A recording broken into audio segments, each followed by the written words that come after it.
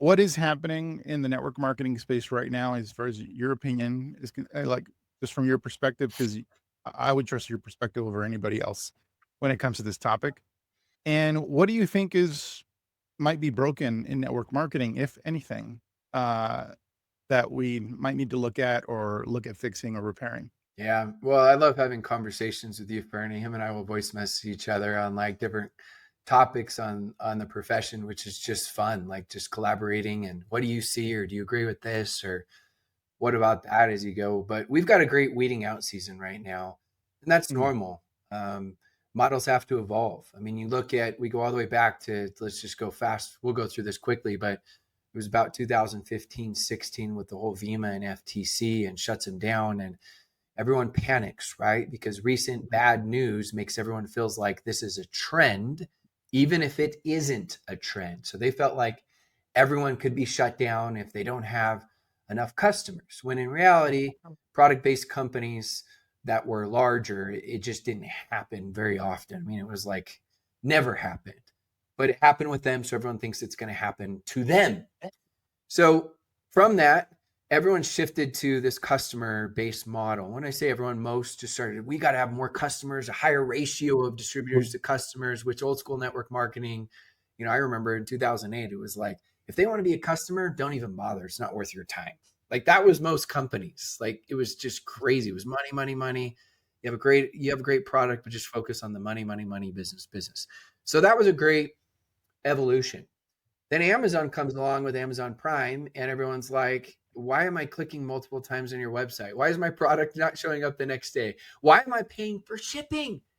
So the whole bar got raised. And then with the information age and the ability to, produce products, manufacture products, right? The competition got stiffer and stiffer. Now you add on the opportunity economy. There wasn't Uber, Airbnb, right? All these affiliate type opportunities in 2008 like there are now. So all of a sudden you add all of that in and the model is starting to change where people have this expectation of that's great that there's money in the on the back end, right? Old school network marketing, 1 year to learn how to do this business, 3 years to make a full-time income, 5 years on average to make a big income, 7 years to make a world-class income. And all of a sudden you got the new person that's coming in, screw that. If you don't show me how to make money in these first couple months, I'm out because if I can't take care of the short term, I can't even see the vision for the long term. So this quick fix, instant gratification or quicker fix started to shift. And companies started realizing, okay, we got to take care of the customer more. We got to retain the customer. We got to provide more value because there's more competition. And then they started realizing we've got to find ways to help people make more money quicker, right? To keep them going or even get them where they even start with us. So we had all of that. We had the COVID bump, right? Where there's like money being pumped in the system. Everyone's at home, everyone's online. And then post COVID, we've got a social media recession. It's not algorithms, people. It's you have 100 times more reels than you used to have. Your expectations are higher. You're not as intrigued as you used to be. You're more bored. There's no algorithm change on that. It's just people now, it's just change on your expectation now. There's so many more to compete with as you go. So you add that in, and then you add in whatever you want to call it, right? They changed the definition of recessions these days, but people are tighter on their pocketbooks and there's inflation. So if I were ordering 100 products, now let's say I'm ordering 80 normal things from my household, I'm cutting 20.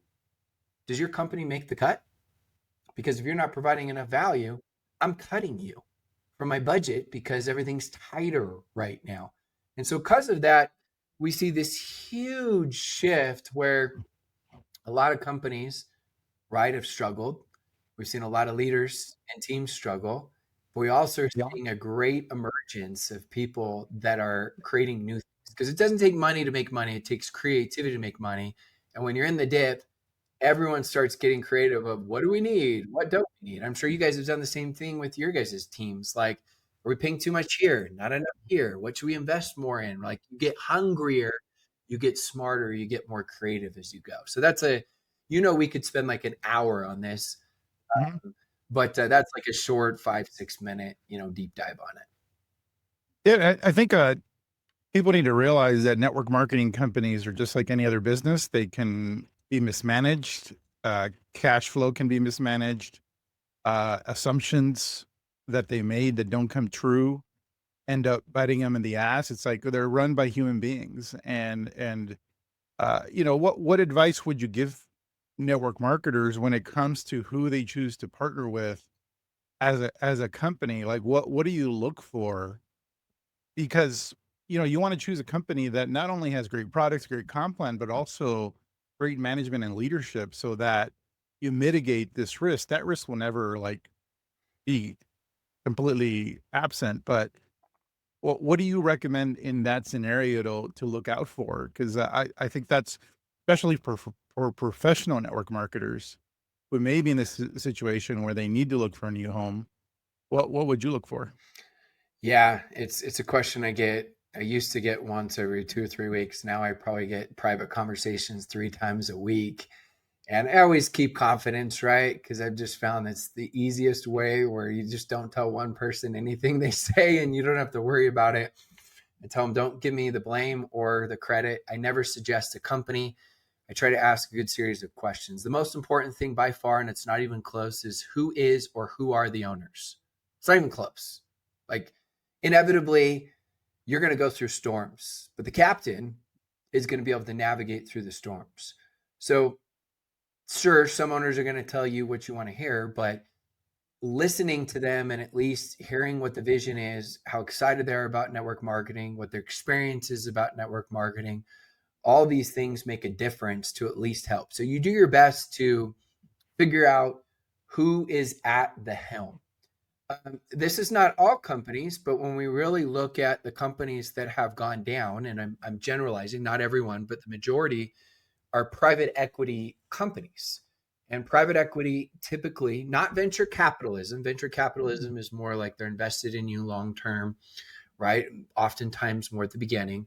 Private equity comes in. If you don't understand what that is, just think of a big group with a ton of money, and their goal is to come in and flip you to be able to turn it for a profit. Well, network marketing needs a much longer term vision than that. And when you start cutting things, you have more profit here, or let's cut this incentive trip, or not playing the comp plan so it shows better. It never works out. Like, it hasn't worked out. And when people say, well, sure it has, I'm like, tell me a company, right? And if I'm wrong, then I'll add that to the exception. But private equity, right, just hasn't. I know that it's tough because I love everyone and I'm cheering you on. And if you're part of private equity, great. And you love your company, great. Make the best of it. The best thing you control is your network and your skill set. So awesome. I'm not telling you when they should leave their company. You just asked what I would look for, right? Make the best of your situation. So for me, who are the owners? By far, it's not even close. Second thing is of course, who are the leaders? Like everyone says, it doesn't matter who your upline is. Well, look, if you're part of a company you love, right, and you don't have the right leadership, oftentimes, or you want more, that's where you come to places like attraction marketing, and that will help offset it. But if you can go choose a new one, or if you're going to, for whatever reason, right, we're not going judgment on that, then of course it makes a huge difference, right? Do I want to go play with someone sitting on the bench, or do I want to play with Michael freaking Jordan? Like, are you kidding me? Like, that's so cliche of it doesn't matter. Yeah, right. Like that leadership, they can help offset so much with systems and vision and duplication and retention and launch plans. Like, yeah. So I'm going to look at that. I hope you enjoyed our conversation with our speaker.